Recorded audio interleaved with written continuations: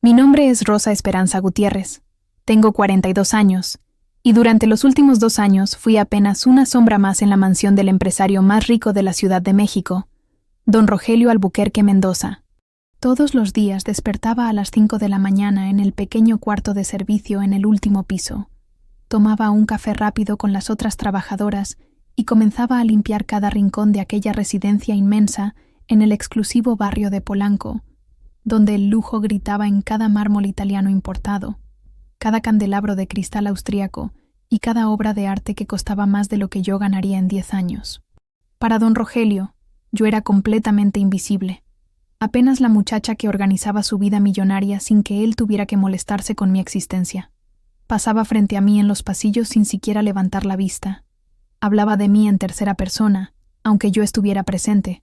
Díganle a Rosa que cambie las sábanas.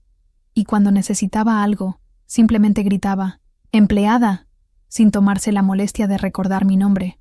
Don Rogelio Albuquerque era conocido en todo México por su frialdad en los negocios y su impaciencia con cualquier cosa que no funcionara perfectamente. A sus 48 años, controlaba un verdadero imperio.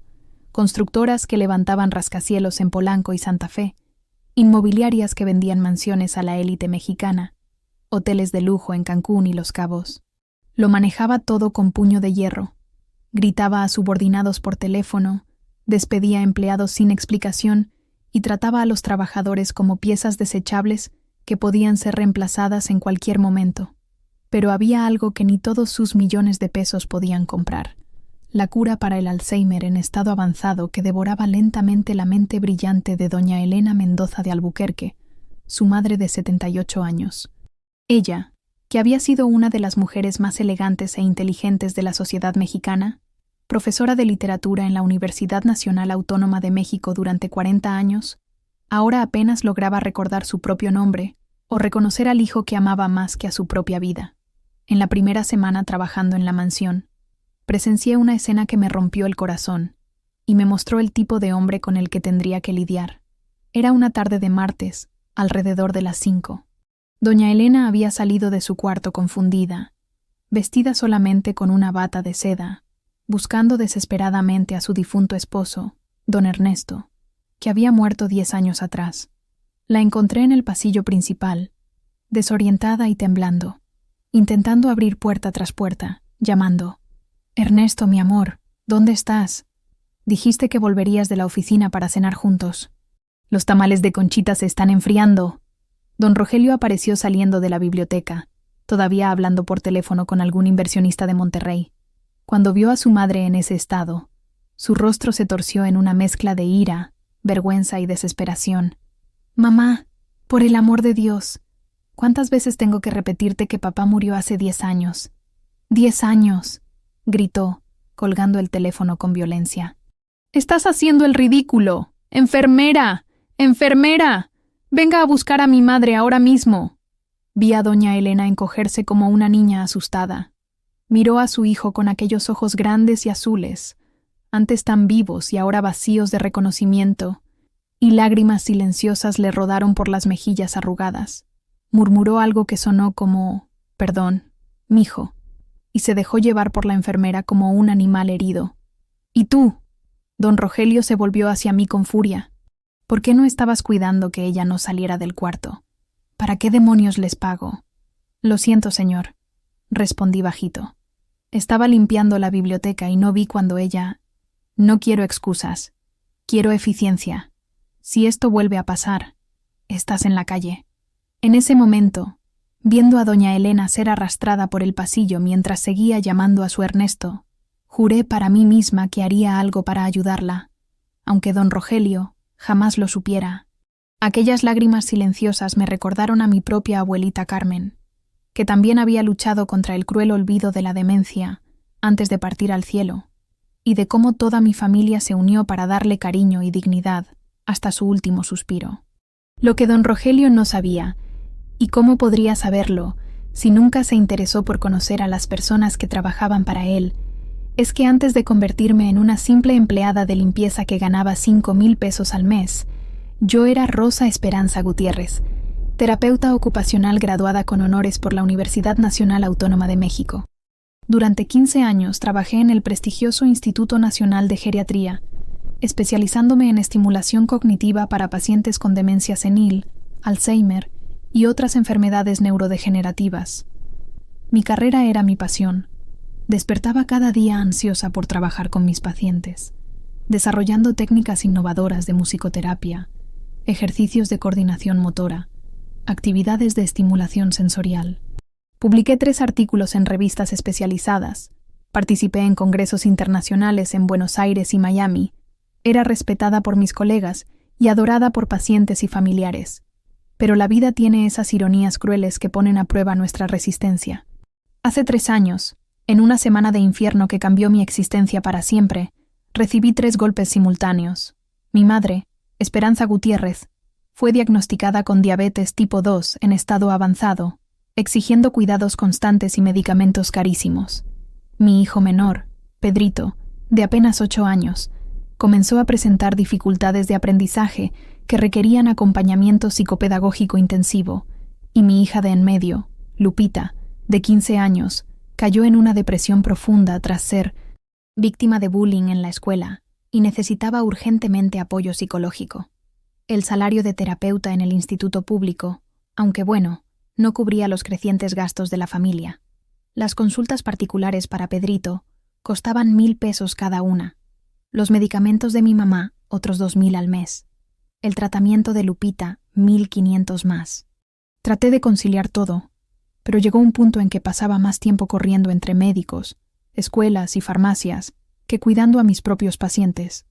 El momento más doloroso de mi vida fue cuando tuve que entregar mi carta de renuncia al doctor Mendoza.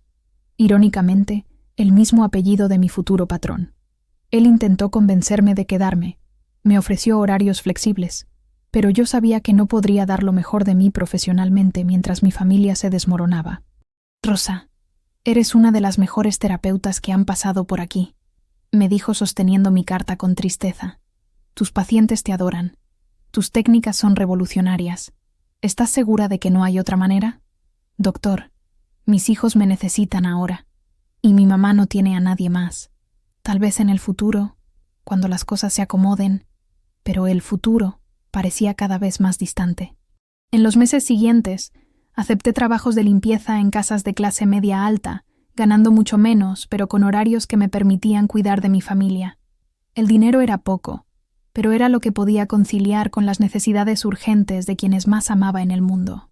Cuando surgió la vacante en la mansión de los Albuquerque, gracias a la recomendación de una prima que trabajaba en una casa vecina, sabía que sería un empleo más, anónimo y mal pagado.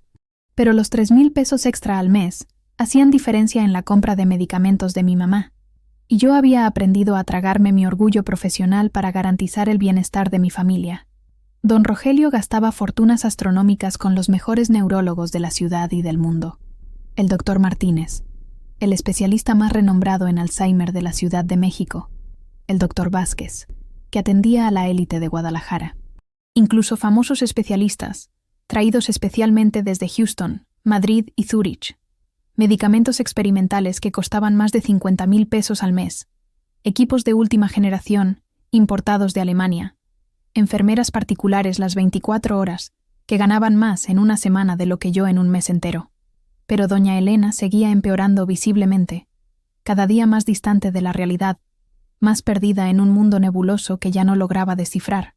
Las mañanas eran especialmente difíciles. Despertaba gritando por Ernesto. Se negaba a bañarse porque no reconocía su propio baño, y muchas veces no sabía quién era el hombre que insistía en llamarla mamá. Las enfermeras eran técnicamente competentes, tenían diplomas de universidades prestigiosas y conocían todos los protocolos médicos, pero trataban únicamente la enfermedad, nunca a la persona detrás de ella. Aplicaban medicamentos en los horarios correctos, verificaban signos vitales 3 veces al día, mantenían la higiene corporal impecable, controlaban la dieta con precisión científica. Doña Elena era alimentada como un bebé, llevada al baño como un objeto, acostada para dormir como quien guarda un mueble valioso en una bodega. Nadie conversaba con ella sobre sus recuerdos. Nadie intentaba despertar sus memorias felices. Nadie buscaba una conexión emocional. Era solamente supervivencia mecánica. fría, deshumana. Exactamente lo contrario de lo que cualquier persona con demencia necesita para mantener su dignidad e identidad. Una mañana soleada de septiembre, mientras organizaba cuidadosamente los libros de la inmensa biblioteca, una colección de más de 3.000 volúmenes, que incluía primeras ediciones de Octavio Paz y Carlos Fuentes, escuché a don Rogelio al teléfono con otro médico renombrado, esta vez un especialista alemán que lo atendía por videoconferencia. Dr. Wagner, ya son 8 meses con su tratamiento revolucionario y absolutamente nada ha cambiado. Mi madre está cada vez peor, no me reconoce ni a mí, que soy su único hijo. ¿Cuánto quiere usted para probar ese nuevo medicamento experimental que mencionó? No importa el precio, pueden ser 100.000, 200.000 pesos, 1.000.000. Pago lo que sea. Su voz estaba quebrada por la frustración, por la desesperación de un hijo que veía a su madre desaparecer poco a poco, sin poder hacer nada para impedirlo. Por primera vez en aquellos 2 años, vi en él no al patrón arrogante e insensible, sino a un ser humano perdido, un hijo desesperado viendo impotente a su madre disolverse como sal en la lluvia. Pero su desesperación genuina siempre terminaba en más dinero tirado, más remedios milagrosos, más consultas con luminarias de la medicina, más procedimientos experimentales, más aparatos sofisticados. Todo, menos lo que doña Elena realmente necesitaba: conexión humana, cariño, dignidad, alguien que la tratara como persona y no como un problema médico que había que resolver. Fue en una tarde calurosa y húmeda de martes, de esas en que la Ciudad de México queda envuelta en una neblina espesa, cuando todo cambió para siempre. Yo estaba terminando de limpiar la planta baja, aspirando la alfombra persa de la sala de estar, una pieza magnífica que don Rogelio había comprado en una subasta en Londres por más de $100.000, cuando escuché un ruido extraño y delicado que venía de algún lugar cercano. Apagué la aspiradora y agucé el oído. Era una melodía fragmentada, notas sueltas tocadas sin coordinación en el piano de cola Steinway que dominaba un rincón de la sala. Me acerqué despacio y encontré una escena que me hizo latir el corazón con fuerza. Doña Elena había logrado salir de su cuarto sin que nadie lo notara y estaba sentada en el suelo de mármol, junto al piano, tocando las teclas con los dedos temblorosos pero delicados. Tarataleaba algo bajito, una melodía que no lograba completar, como si las notas estuvieran en la punta de la lengua, pero se resistieran a salir completas. Sus ojos, normalmente vacíos y perdidos, tenían un brillo diferente, no de lucidez total, pero sí de algo profundo, despertando en el fondo de su memoria. Las enfermeras estaban en la cocina tomando café y hablando de sus vidas personales, don Rogelio en otra de sus interminables reuniones de negocios en el despacho. Doña Elena estaba allí, abandonada con su confusión y su música incompleta, como siempre pasaba en esa casa donde el dinero compraba cuidados técnicos, pero nunca atención humana. Mi corazón se apretó con una fuerza que casi me quitó el aire. Miré a aquella mujer frágil, que un día había sido una de las profesoras más respetadas de la UNAM, que había educado generaciones de estudiantes de literatura, que recitaba a Neruda de memoria y discutía a Borges con pasión, y vi a mi propia abuelita Carmen en aquellos últimos meses de vida. Me acerqué despacio, como quien se acerca a un pajarito herido que puede salir volando asustado en cualquier momento. Me senté en el suelo frío junto a ella, ignorando completamente que aquello podía costarme el trabajo. «Qué música tan bonita, doña Elena», susurré suavemente. «Es un bolero, ¿verdad?» Ella me miró con sorpresa genuina, como si fuera la primera vez en muchos meses que alguien realmente la veía como persona y no como paciente.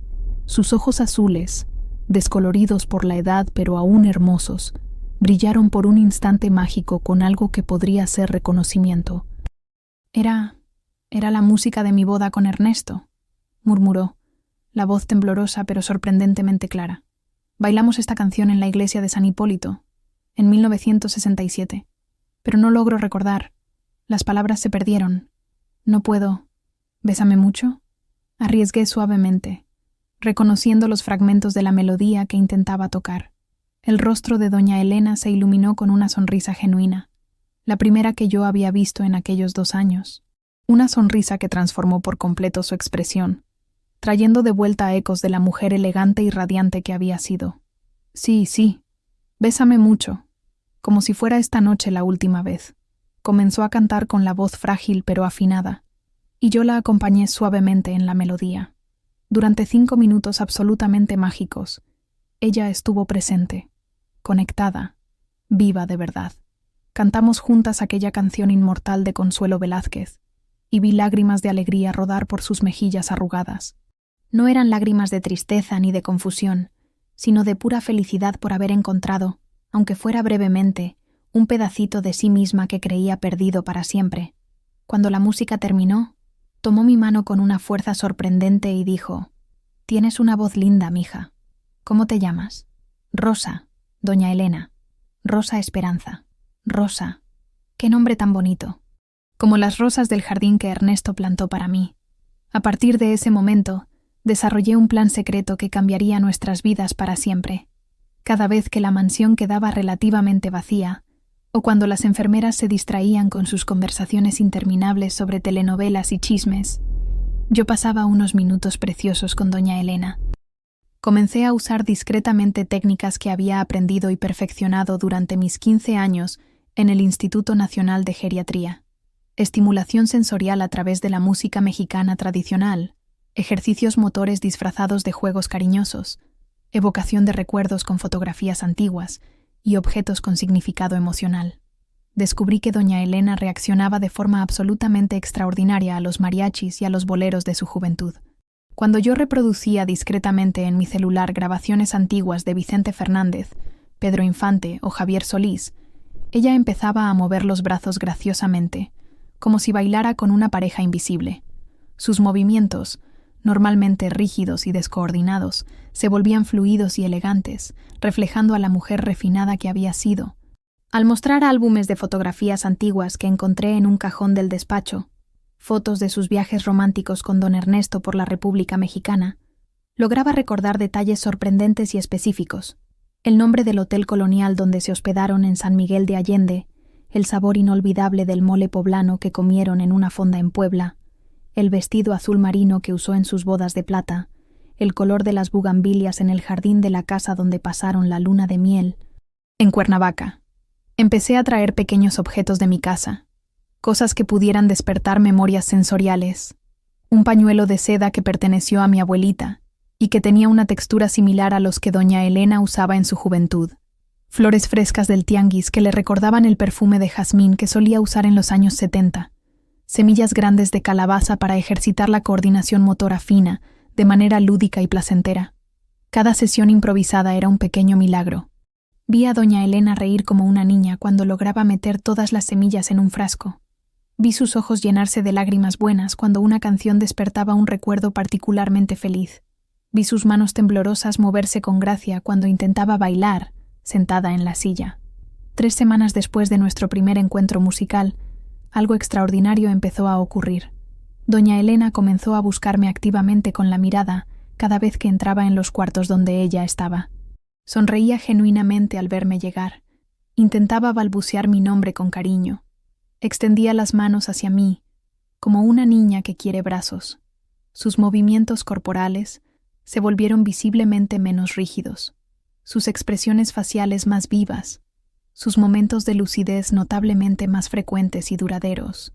Era como si una luz tenue, pero auténtica, volviera a brillar dentro de ella después de años de oscuridad. Más impresionante aún, volvió a mostrar interés por cosas simples de la vida diaria. Preguntaba qué hora era, si estaba lloviendo afuera, si yo tenía hijos, cómo se llamaban. Pequeñas preguntas que indicaban que su mente intentaba reconectarse con el mundo real, haciendo asociaciones y buscando información nueva. Don Rogelio obviamente notó los cambios, pero no lograba explicarlos de ninguna manera. Preguntaba insistentemente a las enfermeras, que juraban con toda certeza que no habían cambiado absolutamente nada en la rutina médica de la paciente. Ordenó nuevos exámenes neurológicos complejos, consultó a otros especialistas de renombre, pero los médicos solamente confirmaban perplejos que el cuadro clínico estaba extrañamente estable e incluso ligeramente mejorado para alguien en estado tan avanzado de Alzheimer. «No es posible», murmuraba constantemente para sí mismo, caminando de un lado a otro en la biblioteca. Ayer me llamó Rogelio, mijo, y me preguntó si estaba bien. Hacía más de 6 meses que no decía mi nombre correctamente, y ahora muestra preocupación por mí. Yo continuaba con mi trabajo silencioso y clandestino, siendo solamente la empleada invisible que él siempre ignoraba por completo. Pero por dentro, mi corazón explotaba de alegría pura con cada pequeño progreso de doña Elena. Verla volver a reír, cantar fragmentos de canciones, mostrar afecto genuino, era como presenciar el milagroso florecimiento de una planta que todos habían considerado muerta para siempre. Hasta que un jueves lluvioso de octubre, todo casi se vino abajo de manera catastrófica. Don Rogelio tenía una reunión importantísima programada para las 3 de la tarde con inversionistas japoneses interesados en comprar uno de sus hoteles en Cancún. Pero la reunión fue cancelada a última hora, y él llegó a casa 2 horas antes de lo habitual. Yo estaba en la sala de estar con doña Elena, sentada en la carísima alfombra persa, enseñándole pacientemente a hacer movimientos suaves y coordinados con pañuelos de colores al son bajito de una grabación de Agustín Lara. Ella reía como una niña descubriendo un juguete nuevo, intentando copiar mis gestos con sus manos temblorosas, sus ojos azules brillando de placer genuino y concentración. Así, doña Elena, despacito, imagine que está bailando con don Ernesto en una fiesta elegante, le decía suavemente, moviendo los pañuelos como si fueran pétalos de flores en el viento. Ella trataba de imitar, riendo cuando los pañuelos se enredaban, intentando de nuevo con la determinación conmovedora de una niña aprendiendo algo nuevo. Por un momento, no era una paciente de Alzheimer, era simplemente una mujer divirtiéndose, conectada consigo misma y con el mundo. ¿Qué demonios está pasando aquí? La voz de don Rogelio explotó detrás de nosotras como un trueno. Doña Elena se asustó violentamente y de inmediato volvió a su estado confuso habitual, soltando los pañuelos y mirando alrededor sin entender dónde estaba. Yo me levanté de un salto, guardando rápidamente los pañuelos en la bolsa y apagando el sonido del celular. Lo siento, señor. Yo estaba solamente limpiando, y doña Elena se acercó, y pensé que... balbuceé, sintiendo la sangre helarse en mis venas. «Usted no tiene autorización para interactuar con mi madre», gritó él, el rostro rojo de furia. «Le pagan para limpiar esta casa, no para jugar a ser enfermera. ¿Dónde están las verdaderas enfermeras? ¡Enfermeras! Vengan aquí ahora mismo». Las 2 enfermeras aparecieron corriendo desde la cocina, asustadas por los gritos. Don Rogelio las reprendió duramente por haber dejado a doña Elena sola. Amenazó con despedirlas si volvía a suceder, y ordenó que me llevaran de inmediato a mi cuarto de servicio. Salí de la sala con el corazón completamente destrozado, pensando que había perdido no solo el trabajo que me mantenía, sino también la preciosa oportunidad de seguir ayudando a doña Elena a encontrar pedacitos de sí misma. Subí las escaleras imaginando cómo explicaría a mi madre y a mis hijos que me habían despedido por jugar cuando debería estar trabajando. Pero algo en la mirada de don Rogelio me dijo que, a pesar de la rabia, había notado perfectamente la reacción extraordinaria de su madre, la forma en que respondía a los estímulos que yo le ofrecía, cómo sus ojos parecían más brillantes y vivos de lo que él había visto en muchos meses, cómo mostraba alegría genuina por primera vez en tanto tiempo. Esa noche terrible, mientras arreglaba mis pocas cosas esperando ser despedida a la mañana siguiente, por casualidad, escuché una conversación por el intercomunicador que lo cambiaría todo. Don Rogelio estaba en el despacho hablando por teléfono con su abogado y amigo personal desde la universidad, el licenciado Roberto Martínez. «Roberto, no entiendo lo que está pasando», dijo él, con la voz cansada y confundida. «Mi madre está diferente en las últimas semanas, visiblemente mejor. Hoy la encontré interactuando con la empleada de limpieza de una manera que parecía ella misma de nuevo. ¿Sabes? Hacía tiempo que no la veía sonreír así, moverse con coordinación, mostrar alegría real». «Interesante», respondió la voz del abogado en alta voz. «¿Y los médicos qué dicen?» «Los médicos están perplejos. Todos los exámenes indican estabilidad, incluso mejoría en algunos aspectos cognitivos. Pero yo no cambié nada en el tratamiento. Las enfermeras juran que siguen exactamente la misma rutina. Lo único diferente es que sorprendí a esa Rosa haciendo algún tipo de actividad con mi madre. ¿Ya pensaste en investigar el pasado de esa mujer, Rogelio?, sugirió el licenciado. Tal vez tenga alguna experiencia o conocimiento específico que tú no sabes. ¿Rosa? Don Rogelio parecía genuinamente sorprendido. Es solo una simple empleada de limpieza que vino de una familia humilde de Xochimilco. Apenas logra formar frases completas cuando le pregunto algo sobre el trabajo. Aún así, vale la pena verificar, insistió el licenciado. Puedo contratar discretamente a un investigador privado de confianza para indagar en su historial. Si no descubrimos nada relevante, por lo menos eliminamos una posibilidad. Hazlo, aceptó don Rogelio tras una pausa. Necesito entender qué está pasando con mi madre. Si esta mujer tiene algo que ver con la mejoría, necesito saber qué. Mi sangre se heló por completo. Una investigación profesional revelaría no solo mi pasado como terapeuta ocupacional, sino también toda la precariedad de mi situación actual. Mi madre diabética dependiente de medicamentos caros. Mis hijos sin seguro de salud decente. Las cuentas de luz y agua constantemente atrasadas. Los préstamos que había hecho para cubrir emergencias médicas. Peor aún, revelaría que yo había engañado a don Rogelio sobre mis cualificaciones, lo que podría interpretarse como si hubiera mentido para conseguir el empleo. Aunque mi intención fuera simplemente sobrevivir y ayudar a mi familia, él podría verlo como deshonestidad. Pasé la noche entera en vela, imaginando escenarios terribles, ser despedida con causa justificada, no conseguir carta de recomendación, tener que explicar a futuros empleadores por qué me habían corrido, volver a la situación de desesperación financiera que me obligó a aceptar trabajos de limpieza. Pero 2 semanas extremadamente tensas después, una mañana soleada de lunes, don Rogelio me llamó al despacho con una expresión completamente diferente a cualquier otra que yo hubiera visto en él, una mezcla compleja de shock, culpa, admiración y algo que podría interpretarse como respeto genuino. Él estaba sentado detrás del escritorio de caoba maciza, sosteniendo una carpeta gruesa repleta de documentos. Cuando entré, me indicó una silla, algo que nunca había sucedido en los 2 años que llevaba trabajando allí. Rosa, dijo hojeando los papeles lentamente, necesito hablar seriamente contigo sobre algunos descubrimientos interesantes. Te graduaste en terapia ocupacional por la Universidad Nacional Autónoma de México con nota máxima y mención honorífica. Empezó don Rogelio, leyendo los documentos con voz controlada. Trabajaste durante 15 años en el Instituto Nacional de Geriatría, donde te especializaste en estimulación cognitiva para pacientes con demencia senil y Alzheimer. Publicaste 3 artículos científicos en revistas internacionales especializadas. Participaste en congresos en Buenos Aires, Miami y Barcelona. Eras considerada una de las mejores profesionales de la institución. Hizo una pausa, mirándome con una intensidad que nunca había dirigido hacia mí. Tienes 3 hijos. Pedro de 11 años, con dificultades de aprendizaje. Guadalupe de 18 años, que pasó por una depresión grave. Y María Carmen de 22 años, que estudia enfermería en la Universidad Autónoma Metropolitana. Tu madre, Esperanza Gutiérrez, de 67 años, es diabética y requiere cuidados constantes.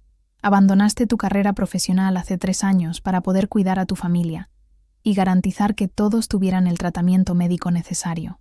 Me quedé completamente en silencio, esperando la explosión de ira, la acusación de haber mentido, el despido fulminante, pero la voz de don Rogelio no tenía rabia. Tenía algo que sonaba extrañamente como admiración mezclada con una profunda vergüenza. Rosa, continuó, cerrando la carpeta y mirándome directamente a los ojos por primera vez en 2 años.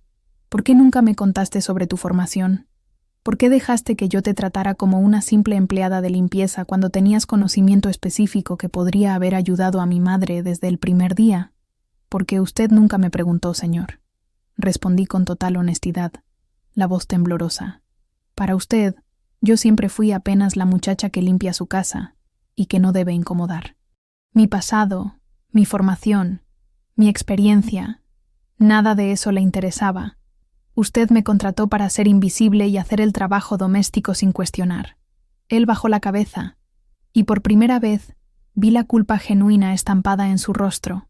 Permaneció varios segundos en silencio, como si estuviera procesando el peso de sus propias actitudes. Tienes razón, admitió finalmente. Fui un completo imbécil. Te traté como si fueras un objeto, como si tu única función fuera limpiar mi casa sin derecho a existir como persona. Nunca me interesé en conocer quién eras, de dónde venías, qué experiencias tenías. Lágrimas comenzaron a rodar por mis ojos, no de tristeza, sino de un inmenso alivio por finalmente ser vista como ser humano. Don Rogelio, doña Elena es una persona maravillosa, inteligente y sensible, dije, reuniendo el valor para expresar todo lo que sentía desde hacía meses. Ella no es solamente una enfermedad que necesita ser controlada con medicamentos. Dentro de ella todavía existe la profesora brillante, la esposa apasionada, la madre cariñosa que siempre fue.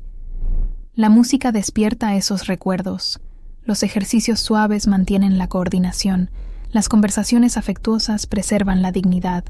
Ella solo necesitaba a alguien que la viera como persona, no como un problema médico que resolver.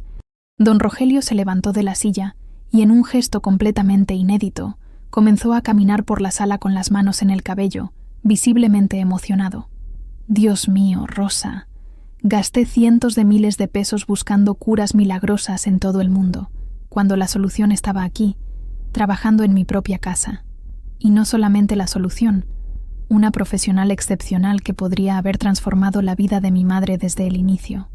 Se detuvo frente a la ventana, mirando hacia el jardín donde doña Elena solía caminar con Ernesto.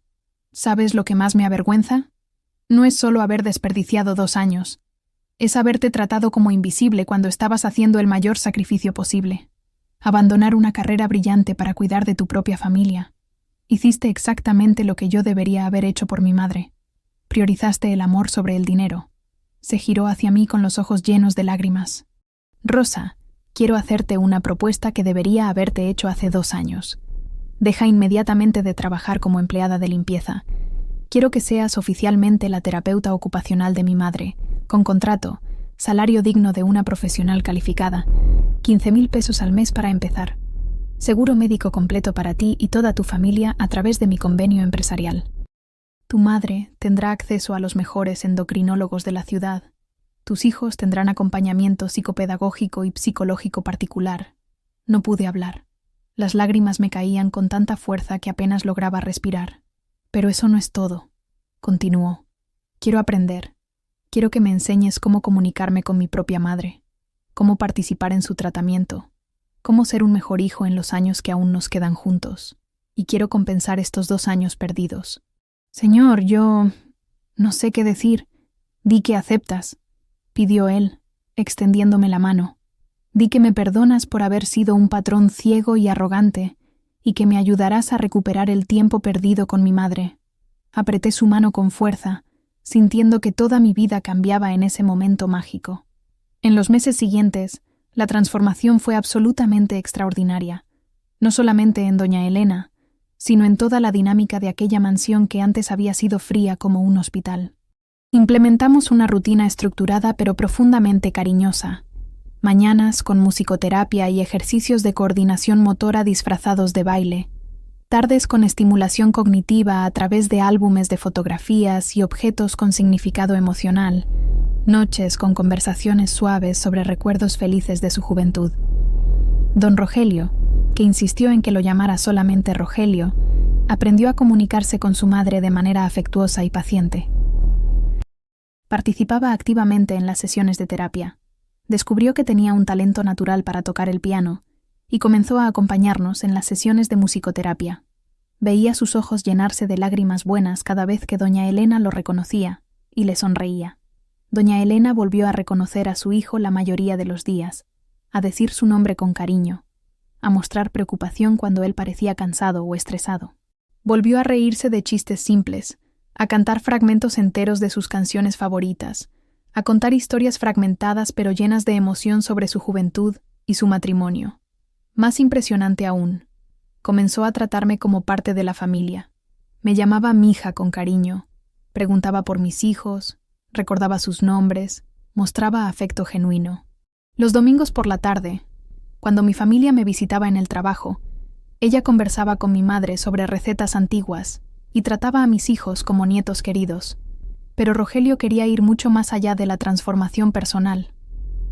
6 meses después de nuestra conversación en el despacho, me llamó nuevamente, esta vez con un proyecto que me dejó completamente sin palabras y cambiaría cientos de vidas. Rosa, he estado pensando mucho en nuestra historia, me dijo, mostrando planos arquitectónicos, presupuestos detallados y estudios de viabilidad. ¿Cuántas otras Rosas existen allá afuera? ¿Cuántos profesionales de la salud excepcionales tuvieron que abandonar sus carreras por responsabilidades familiares? ¿Cuántas familias sufren porque no logran conciliar trabajo especializado con cuidados personales? Abrió un proyecto impresionante sobre una mesa grande. Quiero crear la Fundación Elena Mendoza de Albuquerque, un centro completo de apoyo para cuidadores familiares y profesionales de la salud que tuvieron que interrumpir sus carreras por responsabilidades personales. Quiero ofrecer becas de estudio para actualización profesional, programas de reinserción laboral, apoyo psicológico para familias en crisis, guarderías y escuelas para los hijos de los empleados, asistencia médica integral. Dios mío, Rogelio, eso es un sueño imposible. No es imposible, Rosa. Es justicia, y quiero que seas la directora técnica de la fundación. Salario de 25,000 pesos mensuales, presupuesto libre para desarrollar programas, equipo de profesionales especializados. Vamos a transformar nuestra experiencia personal en esperanza para cientos de otras familias. La Fundación Elena se hizo realidad un año después, ocupando un espacio moderno y acogedor de 2,000 metros cuadrados en la colonia Roma Norte, un lugar donde cuidadores profesionales encontraban apoyo para retomar sus carreras, donde familias en crisis aprendían técnicas de cuidado humanizado, donde niños con necesidades especiales recibían atención multidisciplinaria gratuita, donde nadie jamás era tratado como invisible. El proyecto creció más allá de nuestras expectativas más optimistas. Establecimos convenios con universidades públicas para cursos de actualización, acuerdos con hospitales para prácticas remuneradas, programas de microcrédito para profesionales que querían abrir consultorios propios, grupos de apoyo para familias que enfrentaban enfermedades neurodegenerativas. Doña Elena, aun con sus limitaciones crecientes, se convirtió en una especie de madrina querida de la fundación. Los jueves por la tarde participaba en las actividades con otros adultos mayores, enseñando a todos que dentro de cada persona con demencia todavía existe un alma vibrante, creativa, llena de historias y amor para compartir. Ella tenía días mejores y días peores, momentos de lucidez impresionante y otros de confusión total, pero nunca más fue tratada como un problema a resolver. Era amada, respetada, valorada como la persona extraordinaria que siempre fue y que sigue siendo, solo de una forma diferente. Rogelio se transformó por completo como ser humano. Aprendió que el verdadero liderazgo no consiste en gritar órdenes, sino en inspirar con el ejemplo, que la verdadera riqueza no es acumular bienes, sino compartir oportunidades, que la familia no se define por la sangre, sino por el cuidado y el amor mutuos. Todos los empleados de sus empresas ahora tenían seguro médico integral, licencia remunerada para cuidar de parientes enfermos, guardería en el lugar de trabajo. Una tarde emocionante de diciembre, mientras observábamos a doña Elena bailar suavemente en una silla de ruedas al son de las mañanitas en una fiesta de cumpleaños en la fundación, rodeada de decenas de personas que la amaban sinceramente, Rogelio me dijo algo que nunca olvidaré.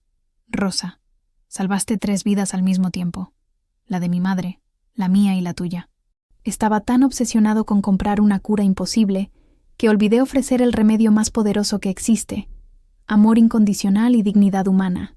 Hoy, 4 años después de aquella tarde en que nos encontramos cantando Bésame mucho en el suelo de la sala, despierto todas las mañanas no ya a las 5 para limpiar una casa donde era tratada como una sombra, sino a las 7 para dirigir un proyecto que transforma cientos de vidas cada mes. Mi madre controla perfectamente la diabetes con los mejores endocrinólogos de la Ciudad de México. Mis hijos estudian en escuelas excelentes con acompañamiento psicopedagógico integral, y yo volví a hacer lo que siempre amé, devolver esperanza, dignidad y calidad de vida a quienes habían perdido la fe en el futuro. Pedro, mi hijo menor, superó completamente las dificultades de aprendizaje y hoy está entre los mejores alumnos de la clase. Lupita terminó la preparatoria con notas excelentes y quiere estudiar psicología para ayudar a otras familias como la nuestra. María Carmen se graduó como enfermera y trabaja con nosotros en la fundación, especializándose en cuidados geriátricos humanizados. Doña Elena, aun en los días más confusos y difíciles, siempre sonríe genuinamente cuando me ve. A veces me llama hija, a veces olvida mi nombre por completo, pero siempre extiende las manos hacia mí con una sonrisa que ilumina cualquier lugar. Es como si, incluso en las nieblas del Alzheimer, reconociera que existe un amor genuino entre nosotras. Rogelio se convirtió no solo en un patrón justo y respetuoso, sino en un hijo ejemplar que finalmente aprendió que nuestra verdadera herencia no son los bienes materiales que dejamos, sino el amor que sembramos en los corazones de las personas que tocamos durante nuestro paso por la tierra. La música siguió siendo nuestra mayor aliada terapéutica. En las tardes benditas de domingo, los tres nos reuníamos religiosamente en la sala de estar. Doña Elena cómodamente instalada en su sillón favorito de terciopelo azul, Rogelio sentado al piano Steinway que antes era solo decoración, y yo con mi humilde guitarra que había traído de casa. Cantábamos juntos las mañanitas para celebrar cumpleaños de empleados de la fundación. Bésame mucho, que siempre despertaba sus mejores recuerdos románticos, Cielito lindo que la hacía balancearse con alegría infantil, y todas aquellas canciones inmortales que despertaban sus memorias más queridas y preciosas. Y cuando doña Elena cerraba los ojos y se mecía suavemente al ritmo de la música, acompañando con las manos temblorosas pero expresivas, yo sabía con absoluta certeza que, por algunos momentos mágicos, ella no estaba perdida en la niebla confusa del Alzheimer, sino bailando nuevamente en los brazos fuertes de don Ernesto, joven y enamorada como a los 20 años, en un baile eterno que ni el tiempo ni la enfermedad lograron borrar completamente de su alma. Pero nuestra historia no terminó allí, porque el destino aún nos tenía reservadas algunas sorpresas que pondrían a prueba a nuestra nueva familia de manera inesperada. Hace 6 meses, en una mañana aparentemente normal de abril, doña Elena despertó con un episodio más severo de confusión. No reconocía dónde estaba. Llamaba insistentemente por su propia madre, que había muerto hacía más de 30 años, y se negaba categóricamente a comer o tomar los medicamentos. Las enfermeras se desesperaron. Rogelio entró en pánico, y yo pasé horas intentando todas las técnicas que conocía para calmarla. Nada funcionaba. Ella solo repetía, «Quiero ir a casa, quiero ver a mi mamá», con una angustia que partía el corazón.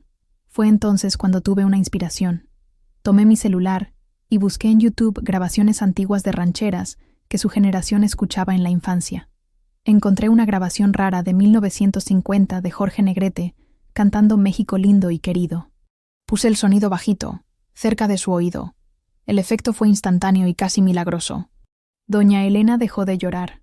Abrió los ojos como si despertara de una pesadilla y comenzó a cantar junto con una voz clara que no escuchábamos hacía meses. México lindo y querido, si muero lejos de ti, que digan que estoy dormido y que me traigan aquí. En ese momento comprendí algo fundamental. La música no era solamente terapia. Era el puente que conectaba presente y pasado, realidad y memoria. La mujer confundida de hoy con la niña que un día fue. Era nuestra herramienta más poderosa para devolver dignidad a quienes la enfermedad intentaba robarla. Rogelio presenció toda la escena y quedó visiblemente conmovido. Esa noche me buscó con una propuesta que ampliaría aún más nuestro trabajo. «Rosa, quiero que desarrolles un programa de musicoterapia específico para Alzheimer. Vamos a documentar todo, crear protocolos, entrenar a otros terapeutas. Lo que haces con mi madre puede ayudar a miles de familias que pasan por el mismo sufrimiento». Y así nació el proyecto Melodías de la Memoria, un programa pionero de musicoterapia para demencia, que hoy es referencia internacional. Desarrollamos una metodología que combina canciones de la juventud de los pacientes con ejercicios de coordinación motora, estimulación sensorial y evocación de recuerdos afectivos. Ya hemos capacitado a más de 200 terapeutas en todo México, y nuestra técnica está siendo estudiada en universidades de Brasil, Argentina y Colombia. Familias enteras vienen a la fundación para aprender cómo transformar momentos difíciles en oportunidades de conexión amorosa. Una de las historias más conmovedoras fue la de don Fernando, un exingeniero de 82 años que llegó hasta nosotros en estado muy avanzado de demencia.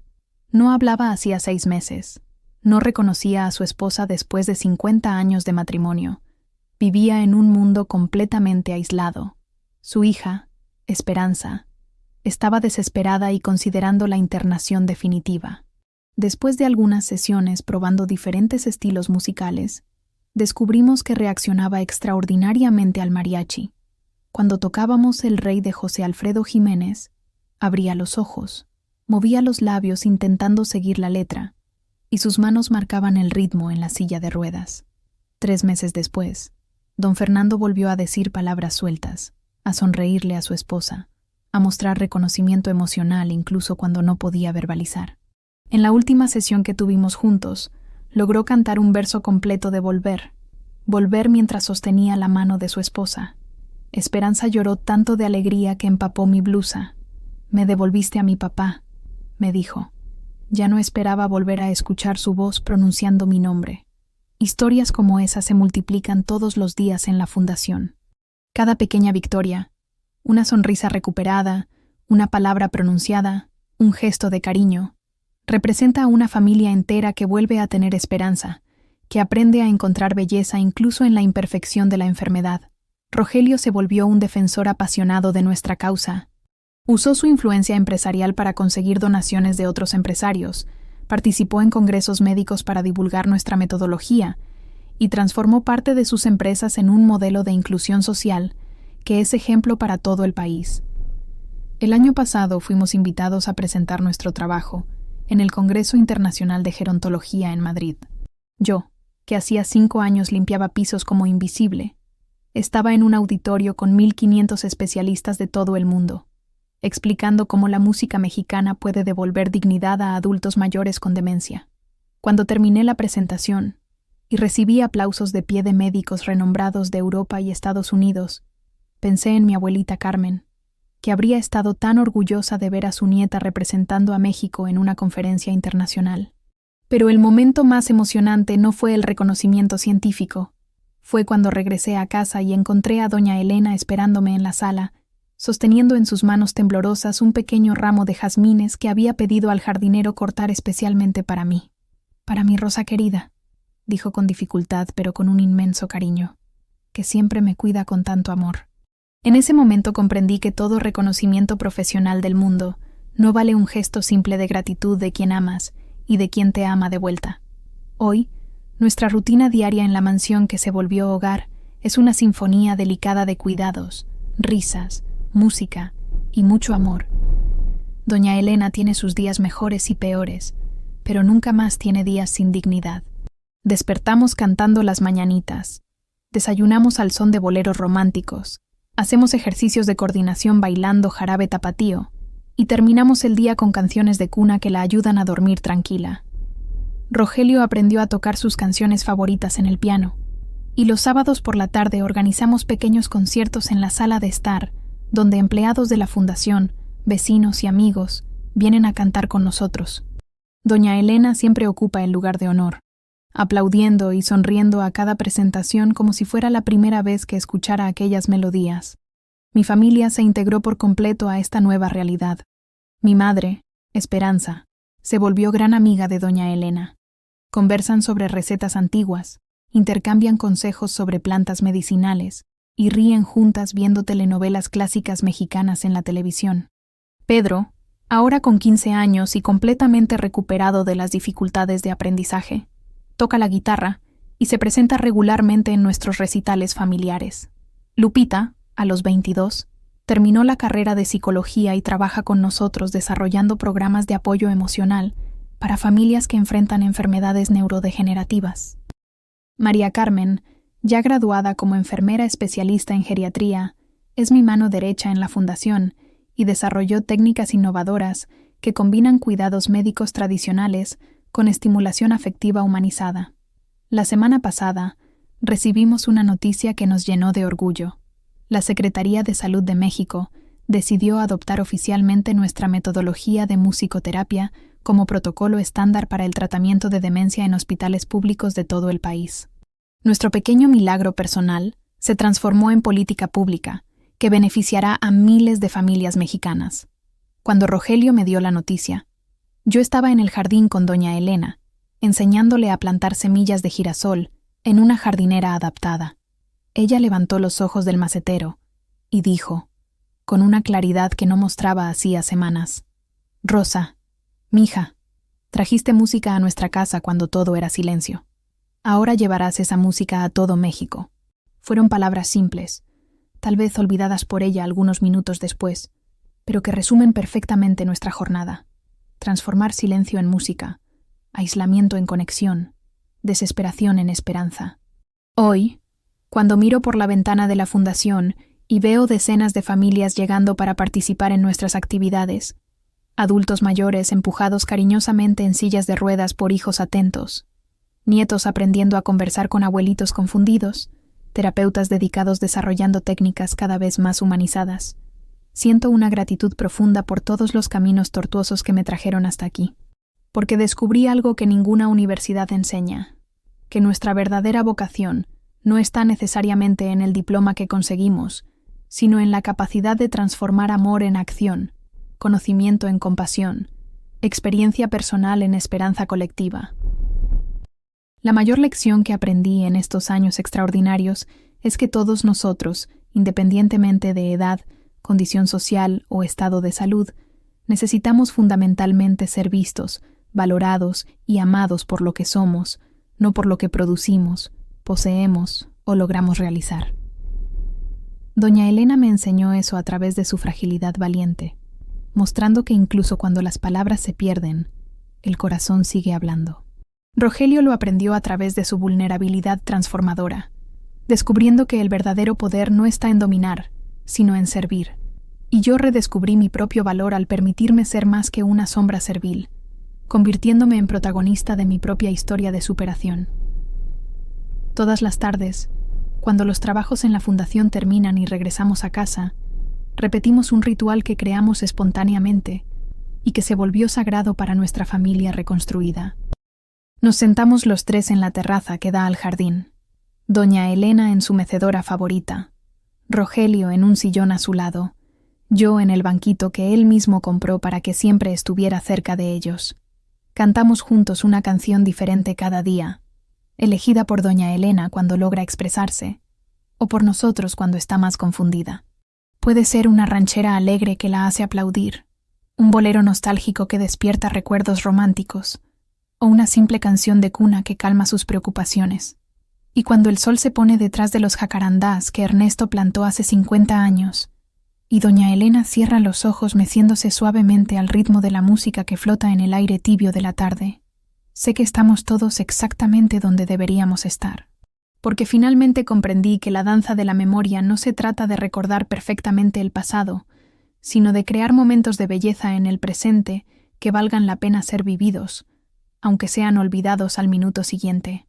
Se trata de encontrar música donde otros solo oyen silencio, descubrir luz donde otros ven oscuridad.